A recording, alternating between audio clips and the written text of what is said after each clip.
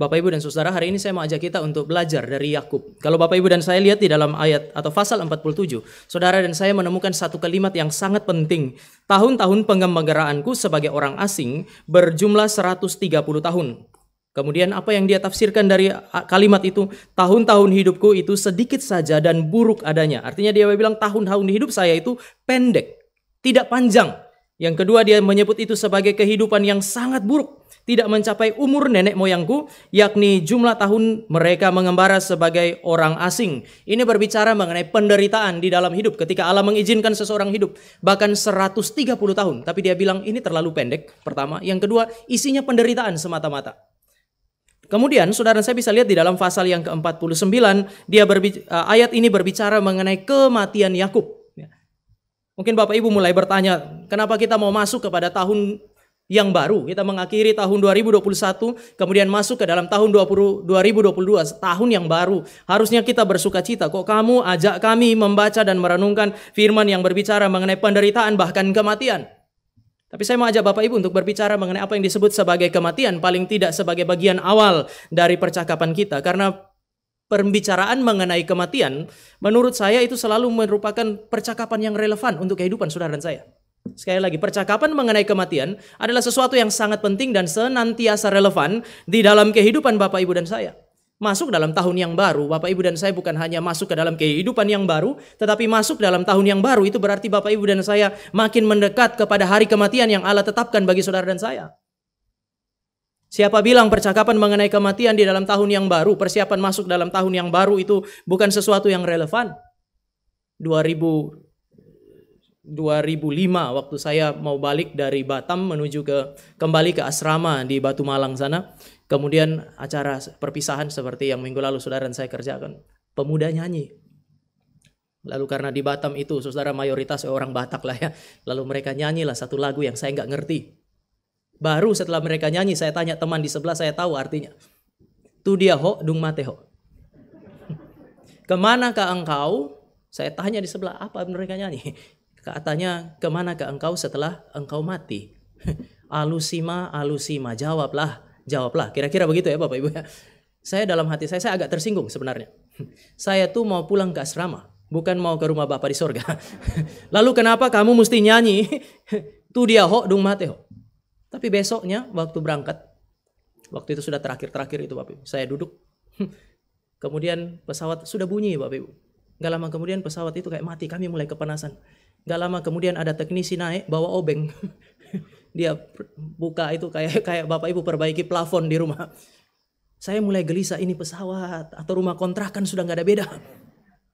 Kemudian setelah itu pesawat hidup lagi, mulai jalan. Saya duduk di samping sayapnya itu Bapak Ibu. Begitu pesawat itu take off, dia naik langsung di sebelah itu bunyi kik. Itu kayak saudara naik bajai di Jakarta tuh. Saya mulai gelisah dan waktu saya gelisah, Bapak Ibu tahu kalimat apa yang muncul di kepala saya?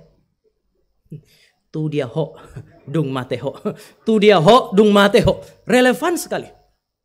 Saya pikir jangan-jangan itu lagu memang mempersiapkan saya. Siapa bilang percakapan mengenai kematian itu sesuatu yang tidak relevan?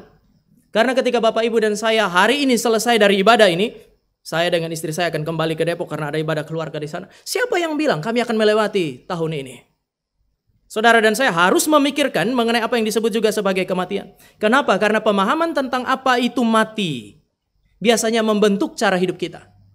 Di Mesir ketika orang mulai mati, maka orang-orang yang hidup berusaha untuk membuat pahatan yang menggambarkan wajah orang itu semirip mungkin. Supaya apa? Karena mereka punya pemahaman kalau jiwanya pergi, mereka punya pemahaman juga mengenai kebangkitan. Satu saat waktu rohnya kembali, rohnya itu harus cari-cari di mana tempat tubuh saya dulu dibaringkan. Lalu mereka akan lihat yang paling mirip. Jadi jiwanya harus mengenali lalu kemudian datang.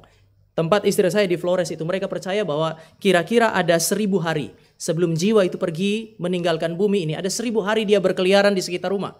Supaya dia tidak membahayakan isi rumah, apa yang mereka lakukan? Mereka bakar semua barang-barangnya dia. Piring yang biasa dia pakai mereka akan pecahkan. Cara mereka memahami kematian menentukan cara mereka hidup. Oleh karena itu maka Bapak Ibu dan saya waktu baca kitab pengkhotbah mengatakan lebih baik pergi ke rumah duka daripada pergi ke rumah pesta. visi mengenai kehidupan bisa saudara dan saya pahami dengan begitu tepat, begitu akurat di mana? Di rumah duka ketika kita berefleksi mengenai apa itu kematian.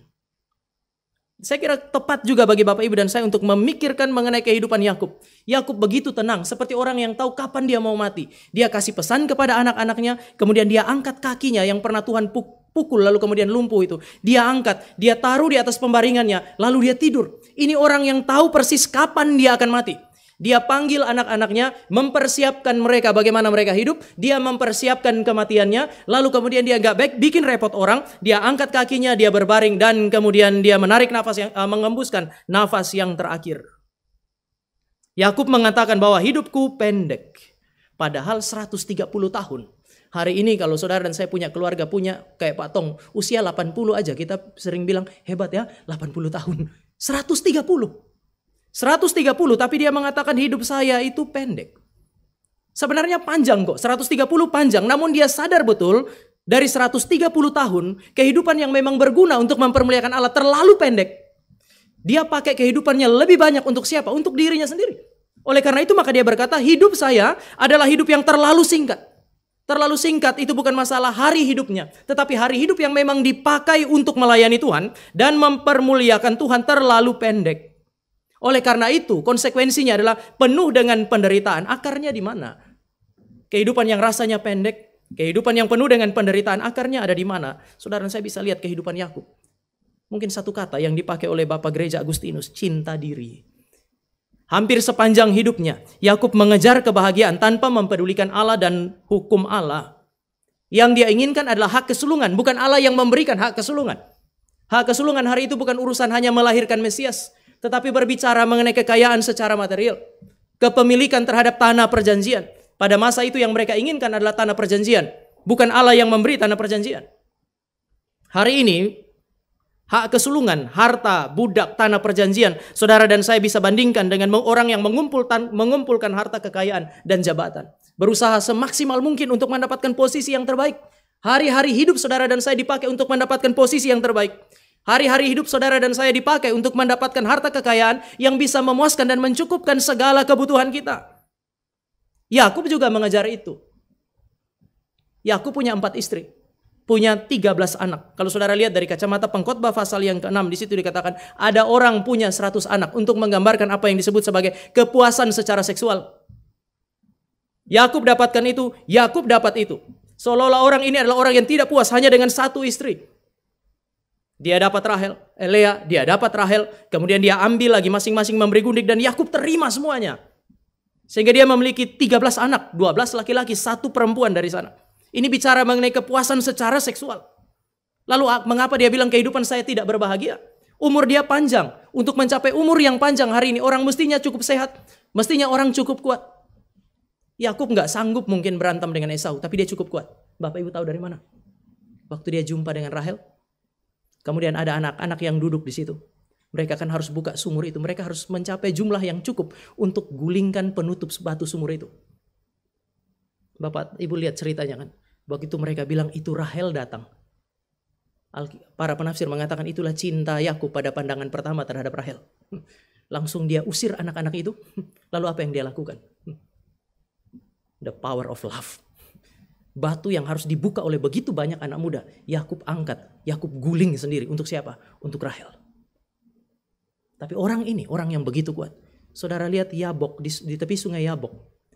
Yakub bergulat dengan 1 orang manusia yang hadir, Allah yang hadir dalam rupa seorang manusia bergulat dengan dia dari malam sampai pagi. Saya nggak tahu bapak-bapak suka nonton tinju atau UFC atau enggak di sini.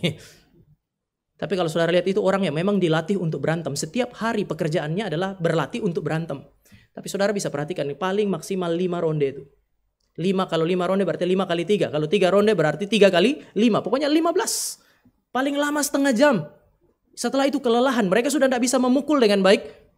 Yakub bergulat dari malam sampai pagi. Kekuatan dari mana itu? Orang yang begitu kuat.